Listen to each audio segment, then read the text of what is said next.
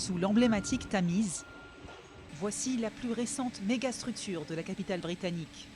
Baptisé le Thames Tideway Tunnel, ce tunnel vise à renforcer et moderniser le réseau d'égouts londonien. Dans un an environ, ce tunnel sera rempli d'eau usée, donc nous n'aurions pas intérêt à être ici.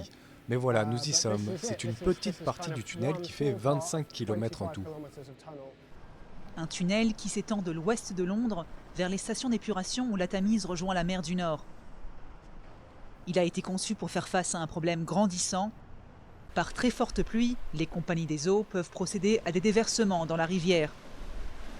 Ceci afin d'éviter l'engorgement d'un réseau d'égouts qui date du 19e siècle et mis à rude épreuve par l'augmentation constante de la population.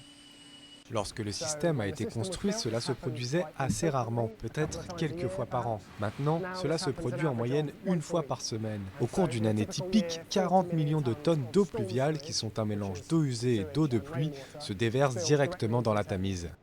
Le forage du tunnel a été achevé en 2022, après 7 ans de travaux, et a coûté près de 5 milliards d'euros.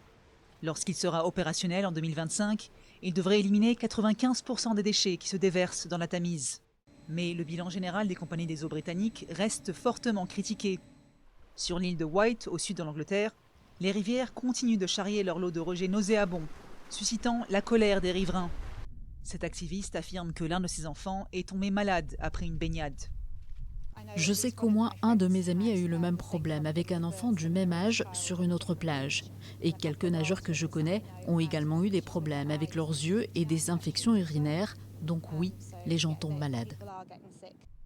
Selon l'Agence pour l'environnement, un organisme public, il y a eu 825 déversements d'eau usée par jour dans les voies navigables du pays en 2022.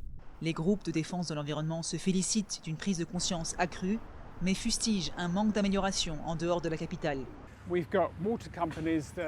Certaines compagnies des eaux reçoivent beaucoup d'argent, et nous avons un organisme de réglementation gouvernementale dont on n'entend jamais parler.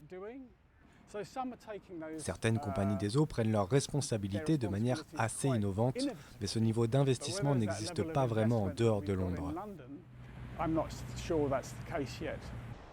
De nombreuses compagnies des eaux du pays sont actuellement sous grosse pression financière. La faute, selon les critiques, à une mauvaise gestion après leur privatisation dans les années 80. Le tunnel sous la Tamise devrait améliorer la situation à Londres, mais le reste du pays est à la traîne. Petite lueur d'espoir, le gouvernement a récemment annoncé que les compagnies des eaux seront passibles d'amendes illimitées en cas d'activité polluante.